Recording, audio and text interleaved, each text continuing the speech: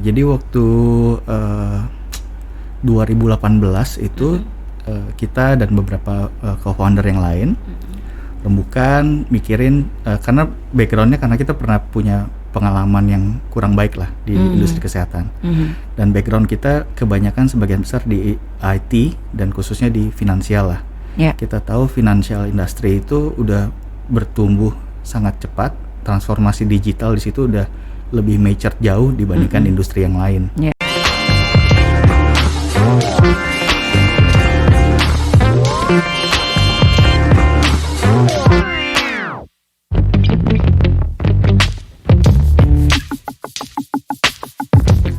Halo. Selamat datang. Ini saya manggilnya si Nando aja katanya gitu ya. Tapi nama lengkapnya adalah Fernando Wangsa. Kak Nando. Yes, Kak Leta. Thank you for Apa kabar? Baik. Terima kasih nih diundang. Terima kasih loh udah datang ke sini. Nah, Kak Nando ini dia adalah Direktur Utama PT Diakon Medica Teknologi. Dan ini adalah perusahaan yang membuat sebuah aplikasi yang bisa membantu kita di bidang kesehatan. Ya, namanya itu adalah Carevo. Nah, Carevo ini pertama kali ya pas saya dengar, saya pikir cara pengucapannya itu adalah Carevo. Wah gaya nih, Carevo.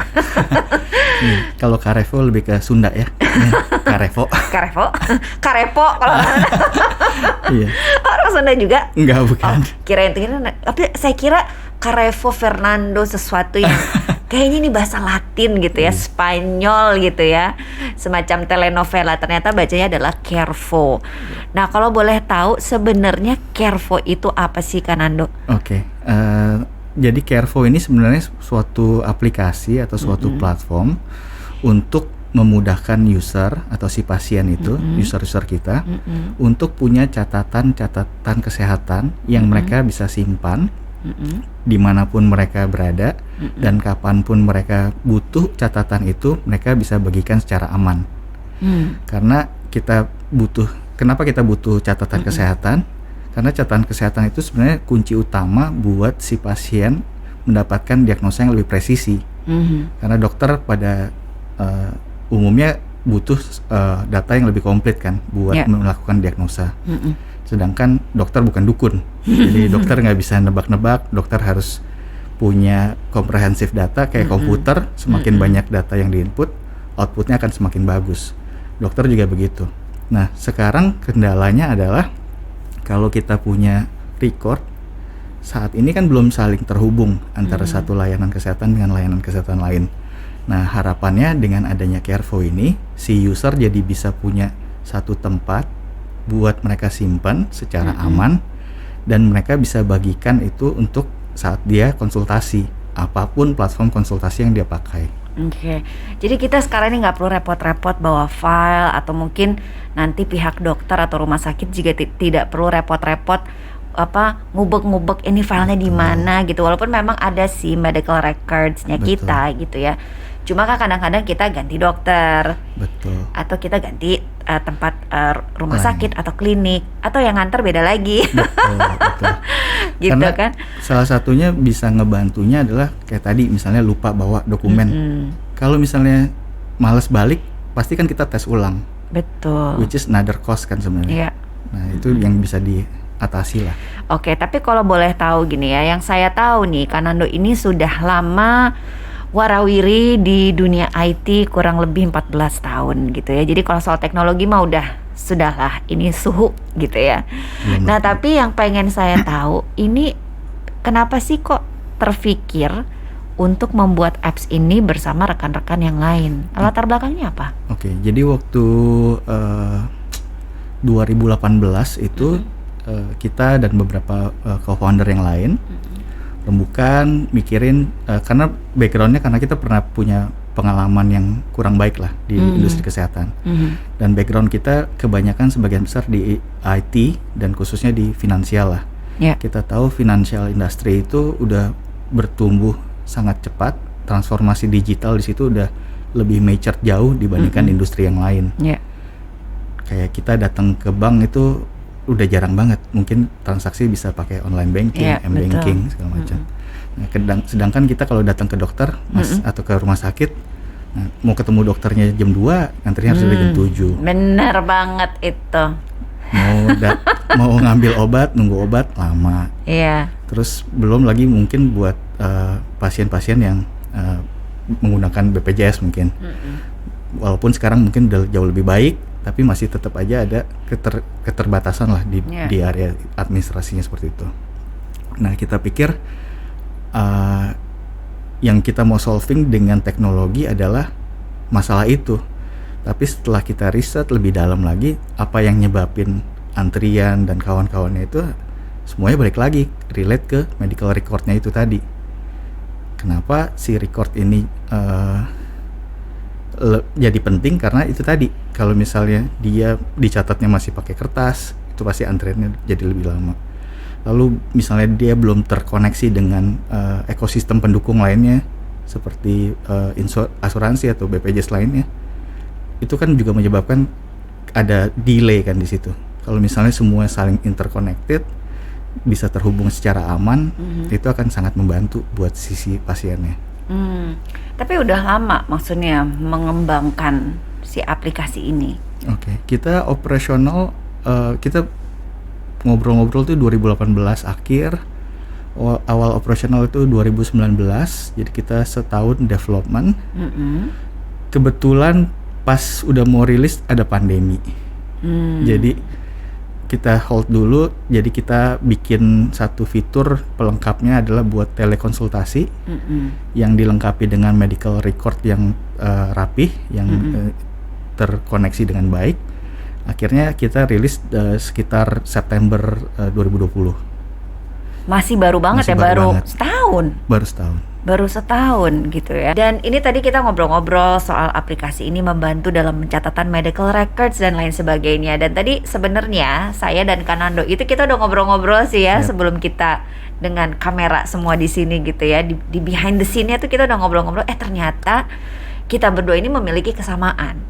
Gitu, kesamaan kita berdua ini adalah kita mempunyai anggota keluarga yang cancer. Orang tua ya. Ya, orang tua. Orang tua, dan kalau saya kakak saya gitu ya. Dan memang pada saat kita mengantar mereka ke rumah sakit dan lain sebagainya, itu memang ini ya banyak hal yang kita pikirkan, emosi terus fisik juga segala macam tuh kayak terkuras gitu ya. Dan saya yakin dengan adanya aplikasi ini tuh bisa membantu mereka para orang tua terutama yang anak-anaknya ini adalah penyintas kanker gitu. Nah, jadi bagaimana sih si aplikasi ini tuh bisa membantu meringankan orang tua yang sedang dalam sebuah perjalanan untuk penyembuhan. Iya. Jadi kalau dari sisi aplikasi kami untuk teman-teman yang punya, memang dikhususkannya saat ini kita punya fokus adalah buat teman-teman yang punya penyakit kronis. Jadi kita fokus ke teman-teman yang punya penyakit kronis. Kenapa? Karena kebutuhan mereka untuk melakukan pencatatan itu jauh lebih tinggi dibandingkan mungkin yang belum sadar akan kesehatan gitu. Orang yang ya merasa masih sehat-sehat aja, kalau mau disuruh catat udah pasti akan sulit gitu. Ngapain sih gitu kan? Ngapain. Tapi kalau misalnya buat teman-teman yang harus sering bolak-balik ke dokter, bawa hasil lab, bawa hasil ronsen, hasil MRI, hasil cek labnya segala macam, kalau dikumpulin ketinggalan satu, mesti balik lagi, macet segala macam. Nah, itu kita bisa bantu dengan membuat si catatan itu tersimpan dengan baik dan aman. Oke. Nah, saya kan baru tahu nih ada yang namanya Carefo gitu. Mungkin bisa cerita sedikit. Tadi membantu pencatatan.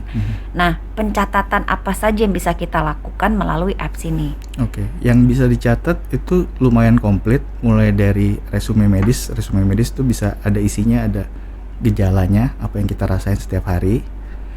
Gejalanya pun bisa level sampai detailnya, severity-nya berapa sih, berapa sakit ngerasain ini, frekuensinya berapa kali. Itu kan hal-hal yang sering ditanyakan dokter kan kalau ketemu kan.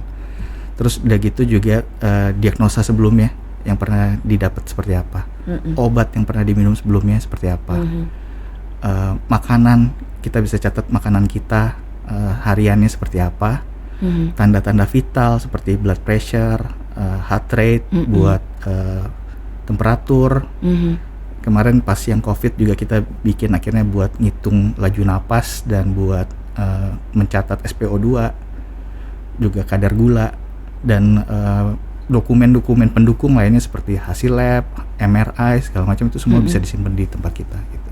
Oh oke, jadi ini semacam digital diary.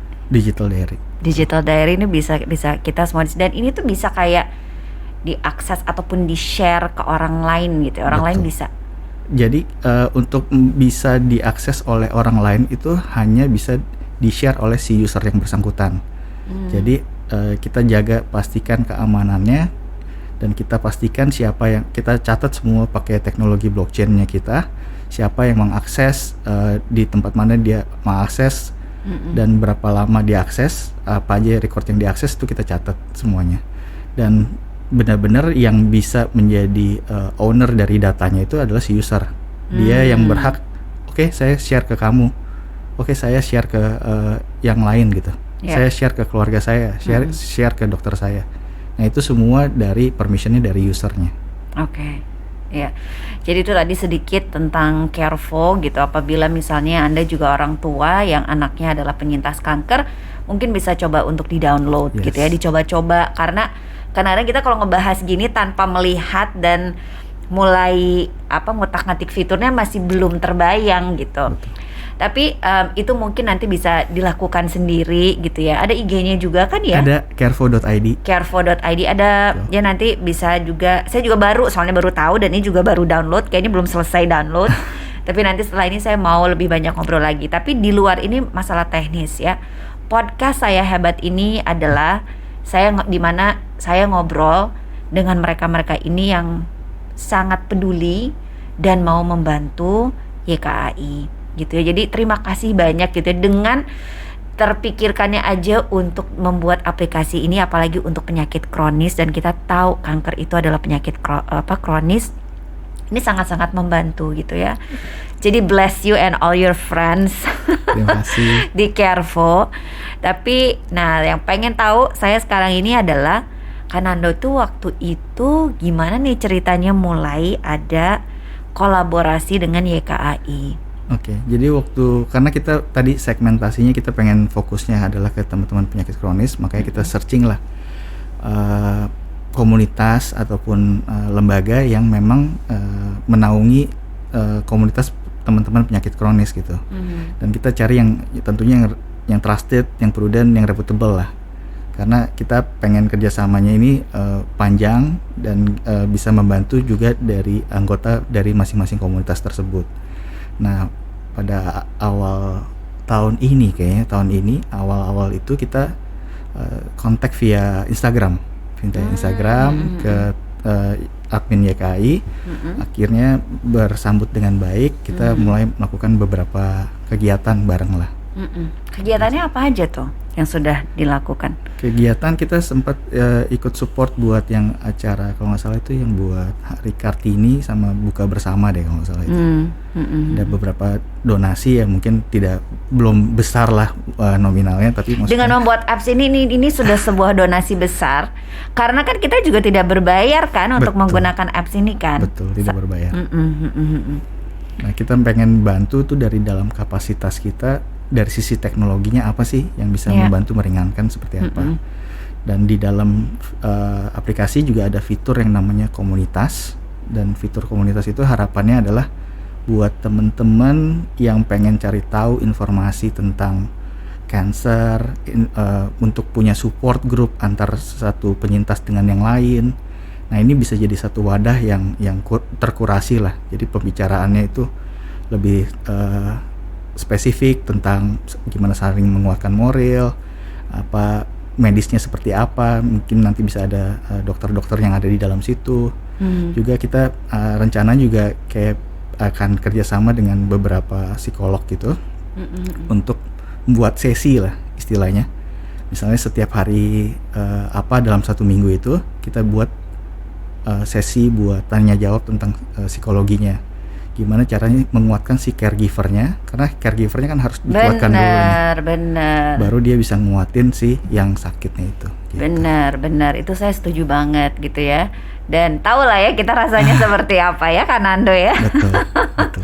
Tapi itu memang hal yang penting. Jadi melalui apps ini juga bisa kita bisa terkoneksi satu sama lain nggak sih? Jadi di dalam fitur komunitas itu ya.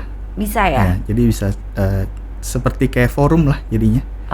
Oke. Nah, tapi kalau di WhatsApp group kan mungkin udah chatnya banyak, kita harus scroll panjang gitu. Tapi kalau ini kan per thread, jadi per postnya itu ada topiknya apa nih tentang topik ini, misalnya kankernya kanker ini, kanker A, kanker B gitu misalnya. Terus di dalamnya ada dokternya masing-masing dan kawan-kawan gitu.